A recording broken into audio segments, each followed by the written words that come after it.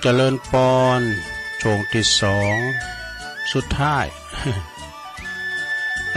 กันนั้นนิทานทั้งหลายกันลังหลับฟังรายการสารธรรมยามค่ำสารธรรมยามค่ำก็ดำเนินรายการรับผิดชอบโดยต้นตัวแห่งตุลุงอัตมาภาพเนาะเก่ากับผมตุลุงนันชัยวัฒนาคาเสโนเนอะจัดรายการอยู่ที่บุญวัดประทาดโดยน้อยก็สลับซับเปลี่ยนกันไปศรัทธาวันตั้งแต่วันจันทร์มาถึงวันศุกร์วันแม่นะตั้งแต่วันจันทร์ถึงวันศุกร์แต่ว่าวันศุกร์วันเสาร์ในเวลาบ่าย3 โมงนี่มีเนาะวันศุกร์วันเสาร์วันศุกร์วันเสาร์วันติดวันเสาร์ก็ตุลุงแล้ววันพุธนี่ก็วันติดกับท่านพระครูอภิวัฒนวิกรมสลับซับเปลี่ยนกันไปศรัทธาญาติโยมขอบคุณแต่เจ้านี่ก็แม่บัวคำจากตาจ้างเนาะโทรเข้ามาปิ้นสายแหลกหลวงพ่อกฤษแม่พุทธอุทยานปางโม่เปิดฟังฮับได้นะแม่เอ้ยวังมนวังเหนือลำปางก็ปากันเนอร์วันที่15เนาะแม่แดงดอกตะล่อมแล้วก็แม่แก้วคงเป้าหมู่11เนอแม่แก้วเนอเจ้าก็ได้หาสายก็ขอบคุณที่เพิ่นโทรมาเนาะศรัทธาญาติโยมก็โดยเฉพาะก็วันพุธเราได้รับฉันทานุญาตจากอาจารย์พระครูอภิวัฒนวิกรมพุธก็ตี3ตัวลุงก็เข้ารายการเหมือนกันเด้อศรัทธาก็ถ่าฟังกันเนาะผู้จะทำมาเตหนึ่งศรัทธาได้ฟังคติคำคมต่างๆให้กันจบรายการ5 โมงแล้วก็จะเดินทางปฏิวัติห้วยดินจีที่ท่านพระอาจารย์คลองธรรมพวกนี้เปิ้นมีงานประเพณีทรงน้ำพระธาตุโดยและทำบุญอายุวัฒนมงคลสืบชะตาหลวงตึงวัดตึงบ้านแล้วก็จะร้องตราตั้งเจ้าอาวาสวัดห้วยดินจีสันนกแก้วเนอะวันพุธนะเสาร์หาวันติดแล้วก็ตั้งหลายปิ้งปูนกับปูนวัดดินด้อยเนอะเปิ้นจะมีประเพณีทรงน้ำพระธาตุอาจารย์ไมตรีขเวสโกนะเปิ้นจัดเป็นปีแรกเองนะเนาะ ก็มีทั้งหลายงานเนาะต่อไปตุลุงเอาคติธรรมนี่มาวาก่อนเนาะศรัทธาญาติโยมทั้งหลายต่างพระพุทธศาสนาของเฮานี่เพราะว่าถ้าเฮาทำบ่ดีล่ะเฮาเอาไว้ในพระพุทธศาสนานี่เพราะว่าเปิ้นแบ่งจำแนกไว้4ประการน่ะเปิ้นจะแบ่งจะได้ลองฟังบ่ได้ศรัทธาเด้อ4ประเภทนี้ได้แก่หยังถ้าเฮาทำดีคนหนึ่งเป็นว่าจะเป็นมนุษย์เปรตดูมนุษย์เปรตนะญาโยมทั้งหลายแต่เฮาไปทำดิ้มดักกับผู้มีบุญคุณคือมีอุปการะคุณต่อเฮาเป็นปอเป็นแม่ก็ได้ไปข่มเหงเต็งเต็กไปขู่ไปเขียนไปคำคาละวีปอแม่เจ็บช้ำน้ำใจน้ำตาทุกเปิ้นถือว่าเป็นมนุษย์เปรตคุณเปรตนะประมาณนะเพราะว่าหากินอยู่บุญหลังพ่อแม่น้ำจะว่าขี่หลังพ่อแม่นะพ่อแม่หาได้มาก็ไปขู่ไปเค้นเอาเงินคำกำแก้วโอ้พวกนี้เงินเดินคนสุดเถ่าจะออกแล้วไว้หวานไปขู่ไปสุดเถ่าเงินเดินออกแก้มมาขอหน่อยเหรอเอายืมนะเนาะเนี่ยเป็นว่ามันเป็นมนุษย์เปรตนะสัมเตยกอดพิษทางกฎหมายด้วยนะหากินทางผิดกฎหมายลบซนนี่มนุษย์เปรตนี่นะตัวเป็นคูณโหเป็นเปรตจ้ะ มนุษย์เปรตนะข้อ2นี่โยมมนุษย์ดิลฉานนี่อันนี้ก็ปุถโธคุณสัตว์เด้อคุณเป็นสัตว์มีจิตใจเห็นโหดอำมหิตนะเป็นคุณแต่ว่ามีจิตใจอย่างสัตว์ลิสานที่มันเห็นโหดคือว่าไปขู่ไปเขียนไปอำมหิตไปจีไปป่นพระนาจารย์เนาะคนสัตว์นี่นะแล้วก็มันจะได้เตาข้อที่3ว่ามนุษย์มนุโสนี่ก็คุณที่มีจิตใจสูงลงเนาะคุณมีจิตใจสูงมีเมตตามีกรุณา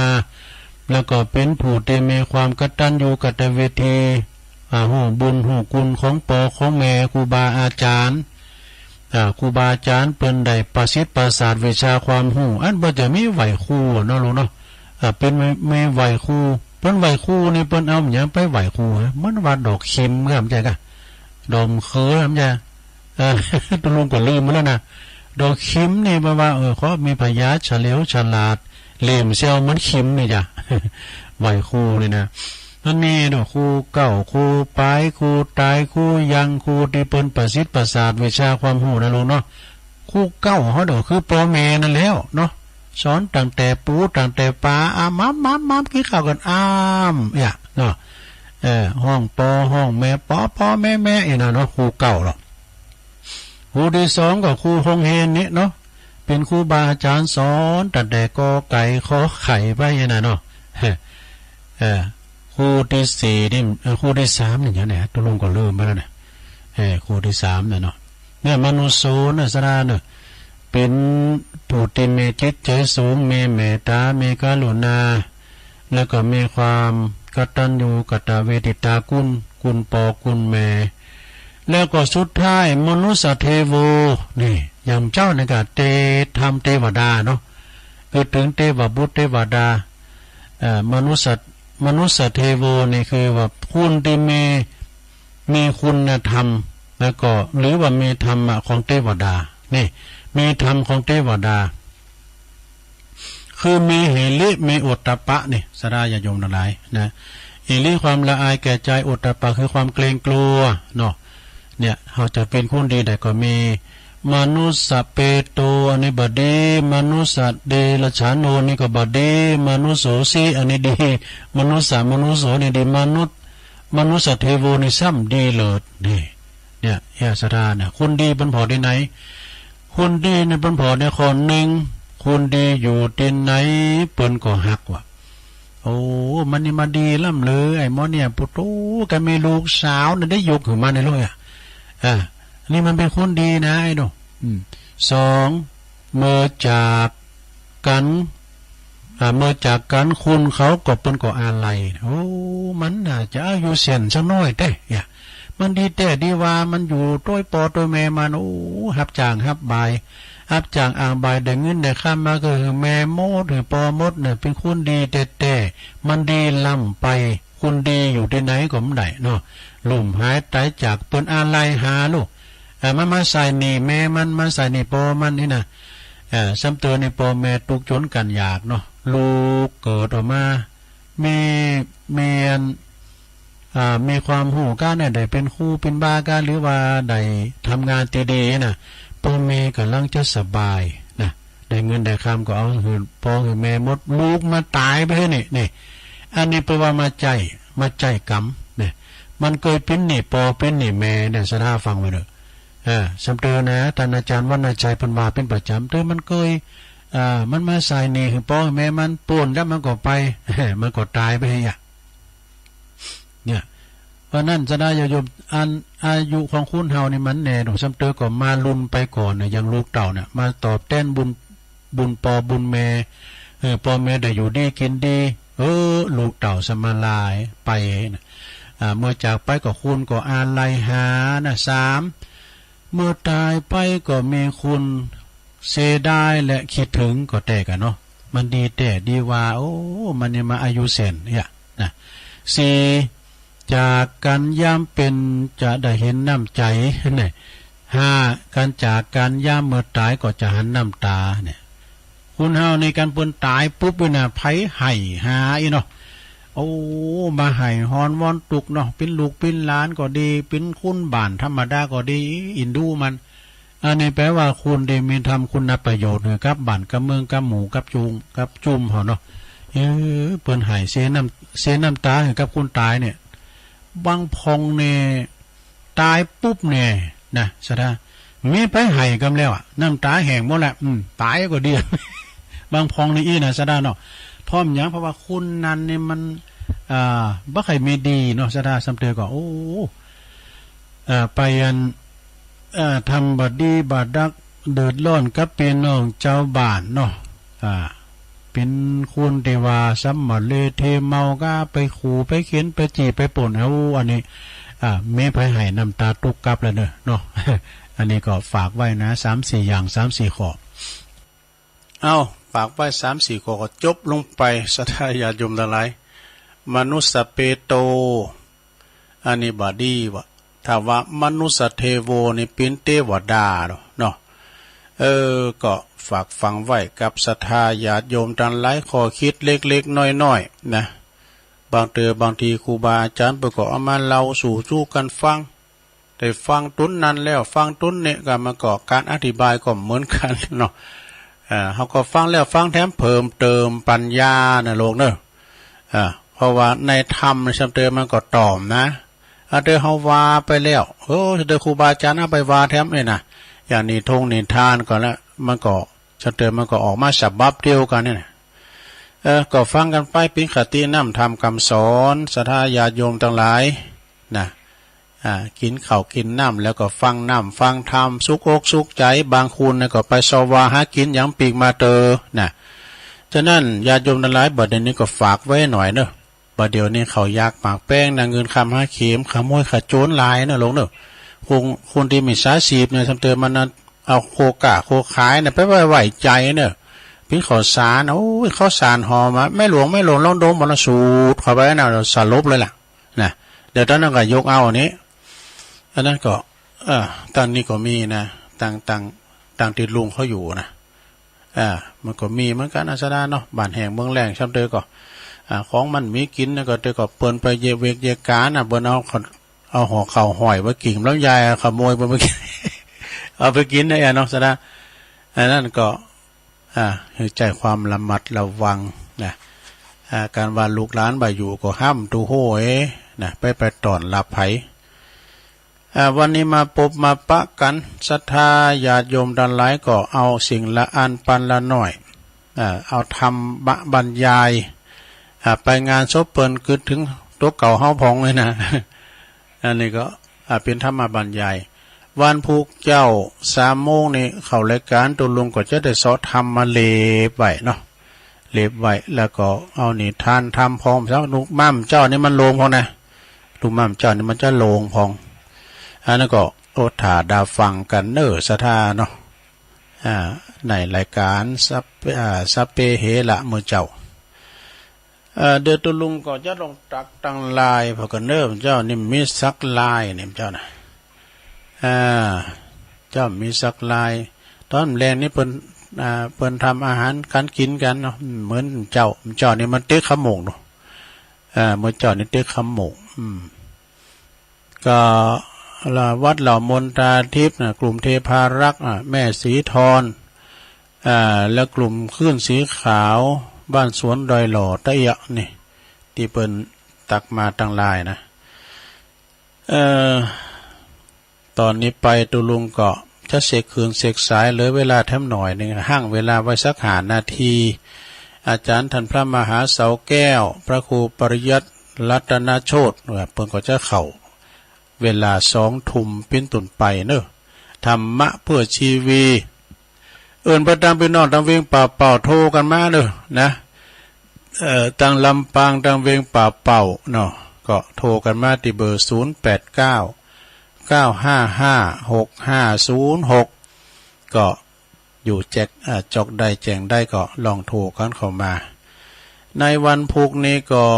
ข่าวสารงานบุญนี่ก็ตั้งโรงตั้งหลายพอเหลือท่านบักกี่งานนะเนาะศรัทธาที่เพิ่นจะมีงานนั้นต่อไปนี่นะวัดกูงูลืนตำบลน้ำดิบ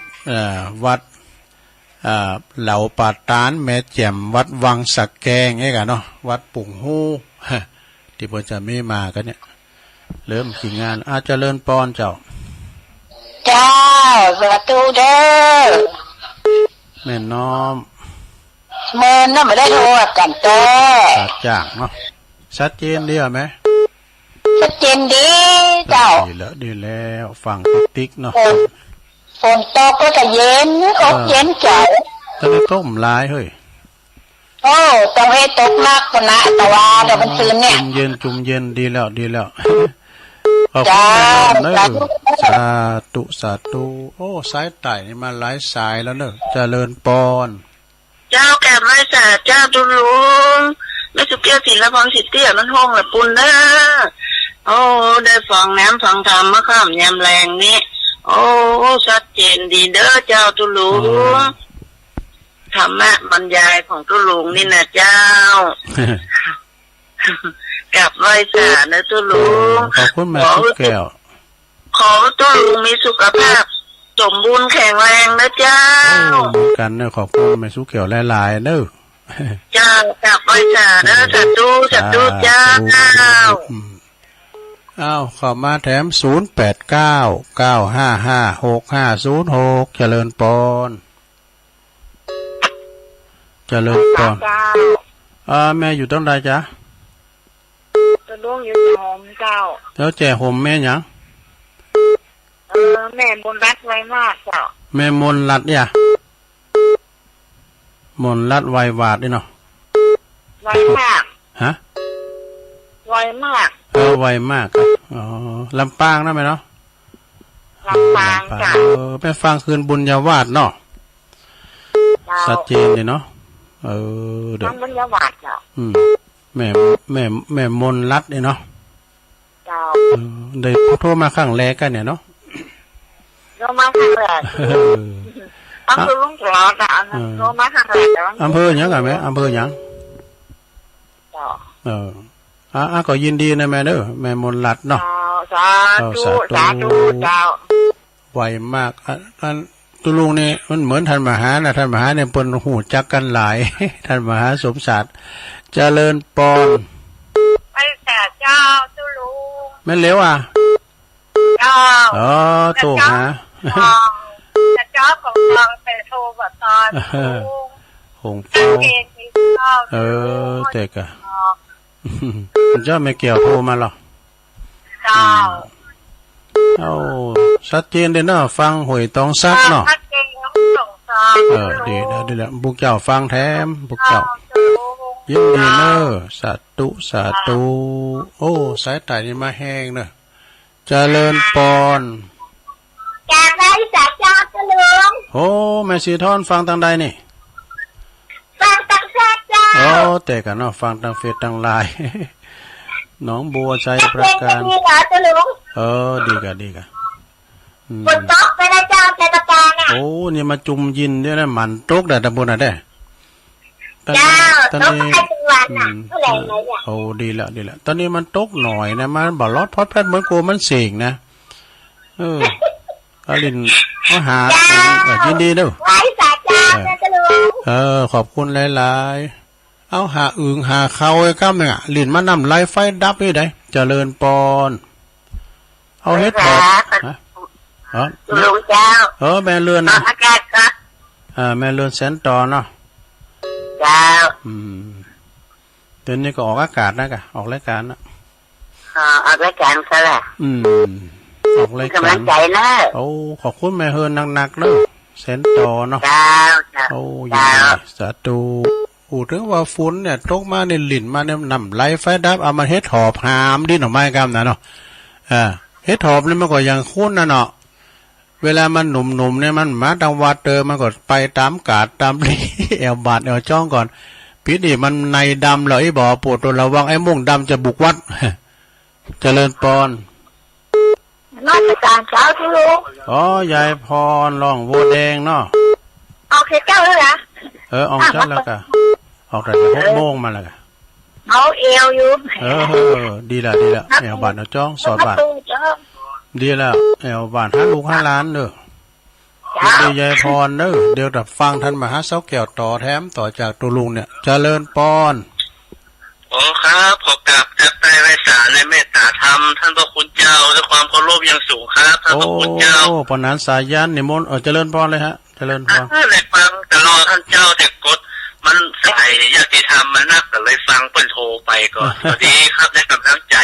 วันนี้มันบุญมันถึงการมันวันติดน้อยเนาะได้ฟังไม่ขำไม่แรงก็ได้ฟังไม่เจ้าก็ได้ฟังได้มีสาระแก่นสารดีนะท่านพระคุณเจ้าบอกว่าทำบรรยายบอกว่าจะเป็นทำอันสาธโวนะครับใช้ได้ถึง2ท่านพระคุณเจ้าดีครับเปิ้นเรียบเรียงไปอย่างดีท่านพระคุณเจ้าเปิ้นแต่ก้อนไกลไว้แล้วก็เป็นซับภาษาที่มันเป็นภาษาดอกไม้ได้ฟังก็ม่วนหูม่วนใจได้ท่านเจ้าแม่นนะเอาอนุรักษ์รักษาไว้มัน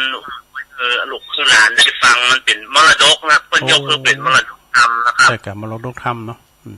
ครับก็คือมาสูญหายไปไหนเนาะท่านเจ้าเนาะแม่นะ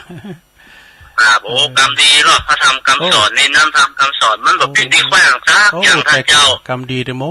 นะพวกนั้นก็กรรมดีถึงโมนะยิ่งถ้าคนปฏิบัตินะครับโอ้ก็จะได้ใช้ประโยชน์โสติผลครับครับขอบกราบแท้ไว้สาและเมตตาธรรมท่านเจ้าครับกราบไว้สาครับขอบคุณปนักนักเนออันนี้นักปราชญ์ทั้งทันเนอสระเนอพออยู่ย่างหนึ่งสละปีนะห้องขวัญเฮกขวัญเวนตานอย่างใดหมดอันนี้ปนันสายยันหันตัวจริงแล้วปุ่นอย่าเมื่อเฮาไปตานเสาทาวเวอร์ตีวัดไฟหินวันนั้นเปิ้นต้องคุณสูงใหญ่เขาจุโลเนอเปิ้นก็อู่มนอู่จางอู่จางจ๋าทำสายหนึ่งฮะเจริญปอนการครับหลวงพ่อกฤษรอบ2เนาะอาจารย์สายันแจ๋วนะเสียงแจ๋วแล้วเป็นนักปราชญ์นะพ่อสายันพ่อนั้นยอดนะอาจารย์นิมนต์แกเฉยเลยก็ลืมไปนึกว่าตู้เลยเก่งอาจารย์นี่เก่งน่ากะเขาชอบอาจารย์อะไรนะแต่วัดทุ่งปากเกร็ดทุ่งปากเกร็ดก็อาจารย์ท่านพระครูพิสารไพศาลพิสารอะไรนะอันนั้นอันก็ลืมมาแล้วนะอันได้ฟังกับไพศาลแกก็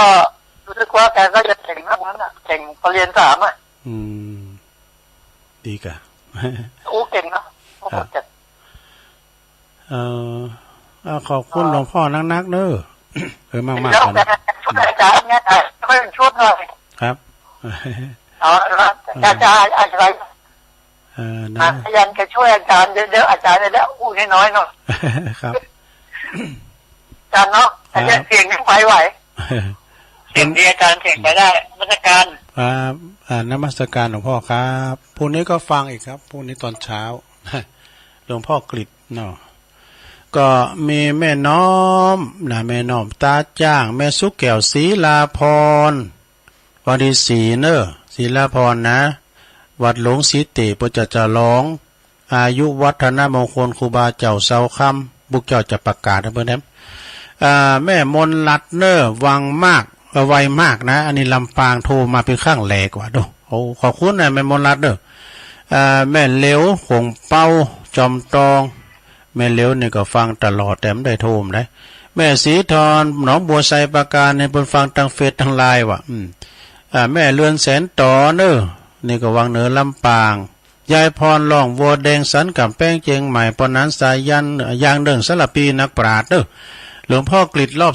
2บุญมายุนเดียวกันเนอเจริญปอนจากมัสการเจ้าตุลงโยมพิสมัยเจ้าโยมพิสมัยโยมสุริโยดรเนาะเจ้าไม่ได้พอตุลงเมื่อละตุลงสบายดีเนาะแต่มันภาพเนี่ยกินข้าวลำมาชั้นข้าวลำเลยเจ้าก่อนเขาแล้วว่าไปกำกันเดือนนี้ก็น้ำหนักก็จะเริ่มขึ้นมาเนาะ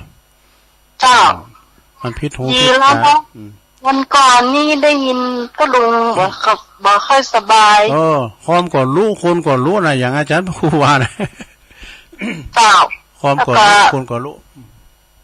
พี่น้อยยืพินหอมมาลาเนาะปรากฏว่าน้ำใหม่โทรหาก็ลุงก็ยังเนี่ยเนาะเดี๋ยวนี้ก็สบายละอยู่ดีมีสุขเนาะวายดีแล้วเนาะเจ้ายินดีตรงนี้เจ้าขอบคุณน้องแล้วมาสั่งเจ้าเจริญปอนเท่าอันนี้ประมาปิดใต้นะโยมพิสมัยสุริโยดรอันนี้หัวหน้าทีมธรรมะใครเครียดวันเสาร์วันติดเนอขอบคุณหลายๆเนาะได้อยู่15สายด้วยกันเนอขอบคุณกูเสียงกูสายตุลุงกับเวลาหมดเวลาพอดีไว้เสาร์หน้ามาปะกันแถมเนาะฟังกันแถมก็วันนี้ก็เวลาว่าบ่มนบ่หวานกันยังกันมาถูกทับสุมาเลยก็ขอสุมาอภัยครับบรรดาปออกศรัทธาต่างหลายด้วยเนอปากันใหม่วันเสาร์หน้าแลมพุกเจ้าทำกรรมที่3อยู่ดีมีสุขอายุหมันควันยืนมีโจมีใจเนอจัตตารุธรรมาวาตันติอายุวันโนสุขังปะ